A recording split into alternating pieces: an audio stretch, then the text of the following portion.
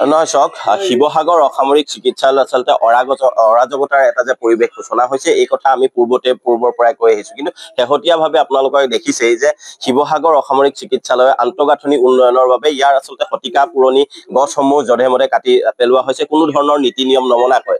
আৰু অতিকৈ দুৰ্ভাগ্যজনক বিষয়, যেতিয়া আমি শিৱসাগৰ অসামৰিক চিকিৎসালয়ৰ অধীক্ষকৰ লগত যোগাযোগ কৰিছিলো, তেখেতে ক'লে যে মই এই সন্দৰ্ভত আচলতে কোনো ধৰণৰ জ্ঞাত নহয়। কিন্তু যিটো সময়ত আচলতে অধীক্ষকজন শিৱসাগৰ অসামৰিক চিকিৎসালয়তে আচলতে ডিউটিৰ সময়ত থাকে, তেনেকুৱা এটা সময়তে দিনৰ ভাগত ইয়াৰ সমস্ত গছসমূহ কাটি পেলাইছে, তাৰ পাছত অধীক্ষকজনে গম নাপায়, এইটো কেতিয়াও হ'ব নোৱাৰে।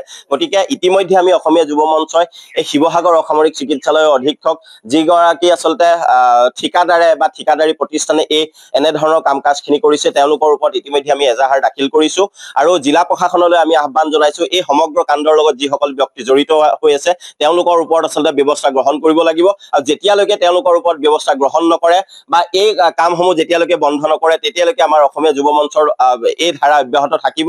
আৰু শিৱসাগৰ অসামৰিক চিকিৎসালয়ৰ এনেধৰণৰ কাম কাজ অনাগত দিনত যাতে কোনেও কৰিবলৈ সাহস নকৰে, তাৰ কাৰণে আমি শিৱসাগৰ অসামৰিক চিকিৎসালয়ৰ কৰ্তৃপক্ষক আমি স্পষ্ট কৰি দিছো। নহয়, যেতিয়া আমি অধীক্ষক বা ঠিকাদাৰী প্ৰতিষ্ঠানৰ লগত যোগাযোগ কৰিছিলো, তেতিয়া তেওঁলোকে ক'লে যে আমি বন বিভাগৰ পৰা অনুমতি লোৱা নাই, গতিকে এই ক্ষেত্ৰত নিশ্চিতভাৱে বন বিভাগ জড়িত নাই বুলি আমি ভাবিছো। কিন্তু যিহেতু আমি এখন এজাহাৰ দাখিল কৰিছো, প্ৰশাসনে ব্যৱস্থা গ্ৰহণ কৰিব, তদন্ত কৰিব, আৰু যদি তদন্তত বন বিভাগৰ গাফিলতিৰ কথা স্পষ্ট হয়, তেতিয়া বন বিভাগৰ ওপৰতো যাতে ব্যৱস্থা গ্ৰহণ কৰে, তাৰ কাৰণে আমি মাননীয় মুখ্যমন্ত্ৰী মহোদয়লৈ আমি আহ্বান জনাম। আচলতে শতিকা বছৰ ধৰি শ বছৰ ধৰি ইয়াত এই গছসমূহে এক প্ৰাকৃতিক সৌন্দৰ্য শোভা বৃদ্ধি কৰিছিল।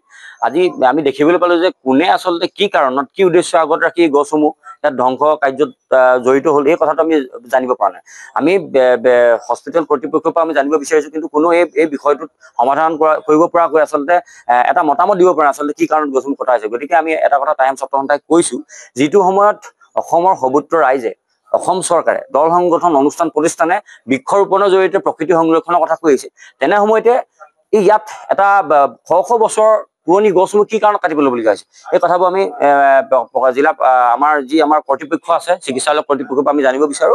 আৰু এই কাৰ্যৰ লগত জড়িত ঠিকাদাৰ হওক বা ইয়াত কৰ্তৃপক্ষই হওক, এই কাৰ্যৰ লগত জড়িত এটা তদন্ত হ'ব লাগে। তদন্তত যোন জড়িত হয় তেওঁৰ পৰা কঠোৰ অনুশাসনমূলক এটা ব্যৱস্থা গ্ৰহণ কৰিবৰ বাবে আমি টাইম ছাত্ৰসন্থাই দাবী উত্থাপন কৰিছো। বন বিষয়াৰ লগত এটা কথা স্পষ্ট যে সাধাৰণতে ক'ৰবাত এটা সৰু ঘটনা হ'লে বা ক'ৰবাত কিবা সৰু সাধাৰণ ঘটনা এটা সংঘটিত হ'লে বন বিভাগ গৈ তাত পায়গৈ, কিন্তু ইয়াত হস্পিটেলৰ দৰে এটা ভিতৰৰ এটা আৱাসস্থলীৰ ভিতৰত ইমান ডাঙৰ ডাঙৰ গছসমূহ কাটি দিয়া হৈছে, তেওঁলোকে নিশ্চয়কৈ আমি ভাবো যে এই কথাটো অৱগত নোহোৱাকৈ নিশ্চয়কৈ নাথাকে, এই কথাটো কৈছো। আৰু এটা কথা স্পষ্ট যে এই গছসমূহ কাটি দিয়াৰ লগে লগে ইয়াত এটা অনাগত দিনত ইয়াত এটা গৰমৰ প্ৰকোপ পৰিব আৰু গৰমৰ সৈতে সহাৱস্থান কৰিবকৈ ৰোগীসকল সাজু হৈ থাকিব লাগিব। এই কথা বতৰাবোৰ আচলতে যিসকল ঠিকাদাৰে নুবুজাকৈ এই কামসমূহ সম্পাদন কৰিছে, আমি পুনৰবাৰ কৈছো তেওঁলোকৰ ওপৰত কঠোৰ অনুশাসনমূলক ব্যৱস্থা হওক।